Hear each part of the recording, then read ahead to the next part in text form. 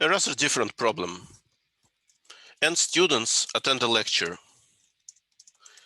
Each student is only present for a certain interval of time. So each student enters the classroom once and leaves it once and does not come back. Assume that among any 3 students, at least 2 meet in the classroom. So if you pick any 3 students, there will be a moment in time when at least 2 of them are present at the same time. Now the lecturer wants to make an announcement that every student should hear.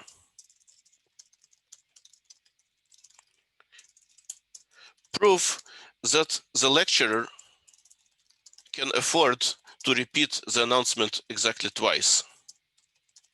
And when I say repeat, I mean make it twice, so repeat it only once. If he correctly picks the 2 moments at which to make it. So in other words, the lecturer can pick 2 moments at which to make the announcement such that every student will be present at least at one of these 2 moments. So in other words, prove that there are 2 moments A and B such that each student is in the classroom at least at one of these 2 moments. So when you see such a problem, and contest problems often have wordings like this, it is generally a good idea to rewrite it in mathematical language, modeling basically. Even so, in this case, it's very much of a toy model. So let us formalize this problem by just rewriting it in terms of numbers. So we label the students by 1, 2, and so on n. For each I, so for each student I, we let I be the time interval at which student I is in the classroom. We assume that this is an interval. It's not some kind of union of intervals, it's a single interval. Students don't return. So our assumption here is saying that for any I, j, k, at least 2 of the 3 intervals, I, j, I, k, intersect.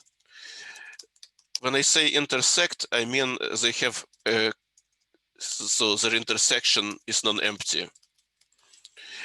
Yes, it is possible that 2 intervals intersect only at one endpoint, so we understand that the announcement doesn't take any time. It's just you have to pick the right moment. If somebody is leaving and someone else is entering at that moment, you can make the announcement in that moment and both of them will hear it.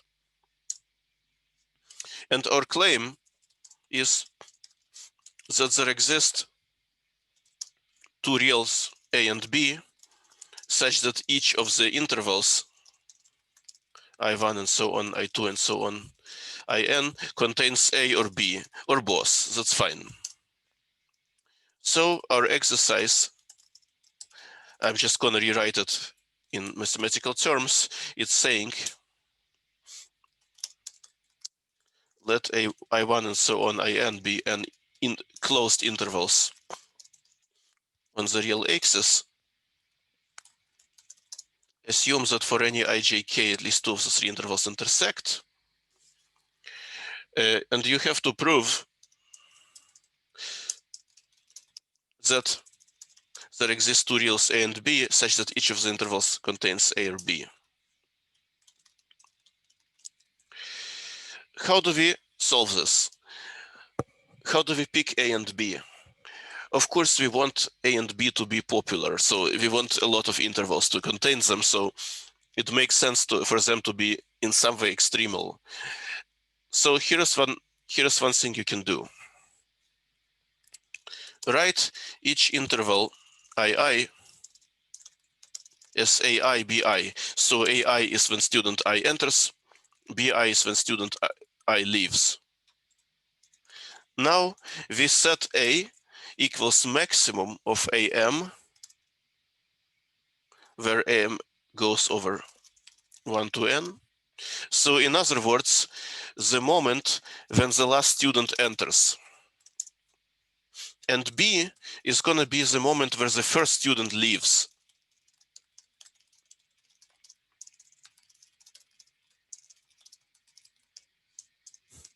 Claim A and B work.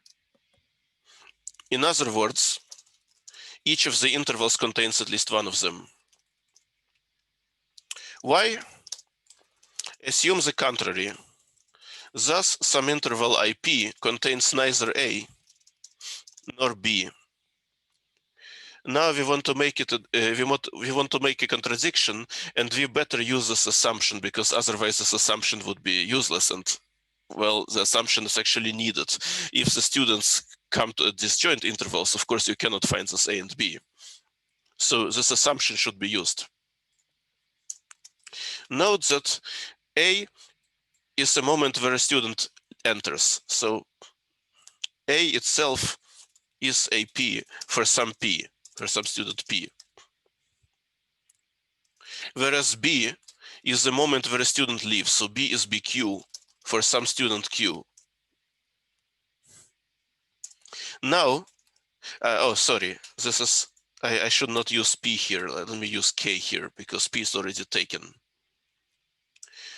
Now consider the students IK, so the students KPQ. By our assumption, at least two of them meet in the classroom. And let's just rewrite it in terms of the intervals. At least two of the intervals IK, IP, IQ intersect. And now, so either you have to distinguish cases depending on which of these intervals intersect, or you have to first derive some inequalities. I pick the second option because it's easier. What does this mean that IK contains neither A nor B? And IK, as you remember, is AK, BK. So since AK, BK does not contain A, we have either A is less than AK or A is bigger than BK, because this is the only way how A can fall outside of the interval. Now, so what does this mean A is less than AK? It means that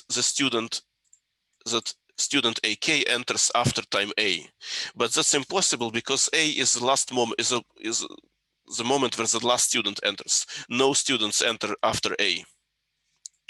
So A less than AK is impossible by definition of A.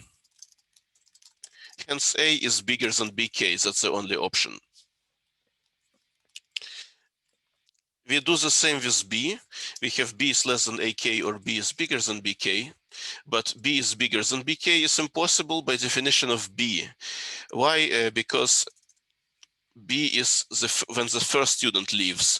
If B was bigger than BK, then some student would leave before this moment. And that's not what first moment leave. That's not what the word first means.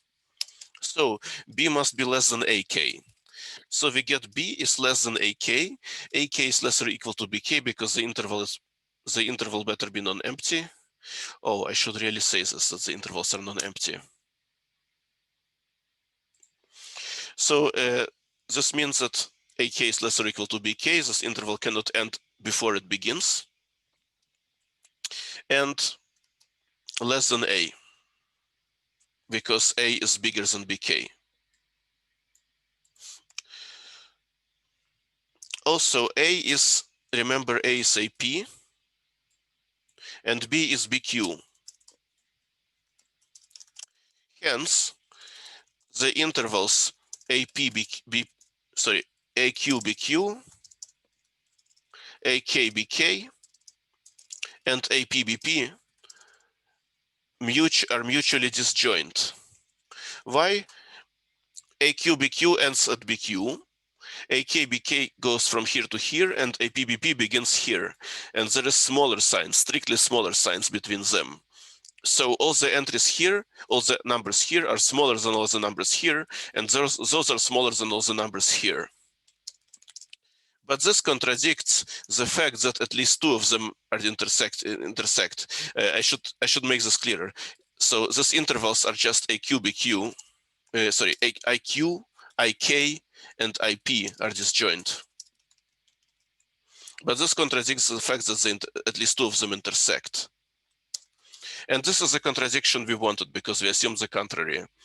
So the claim is proved. Are we done? Yes and no. This is one of those things that are perhaps not very evident and also a matter of a fairly subjective matter. This exercise isn't exactly precise. What does it mean that the lecturer can make the announcement twice? We have proved that there are two moments where if the lecturer makes this announcement at those moments, every student will hear it. But can the lecturer actually predict those moments as he's lecturing? What if the lecturer doesn't actually know when students are entering and leaving until they do enter or leave? So what if the students haven't decided yet? Can the lecturer figure out what these moments are before these moments actually appear? Or at least at the when this moment do come, will the lecturer know that they've come? Well, A is the moment when the last student enters. If the lecturer knows his students, he can just keep track. He can keep a head count, and that at the moment he has all the students, that's A. B is the moment when the first student leaves. That's also easily seen. However, something bad happens if the lecturer doesn't know how many students he has.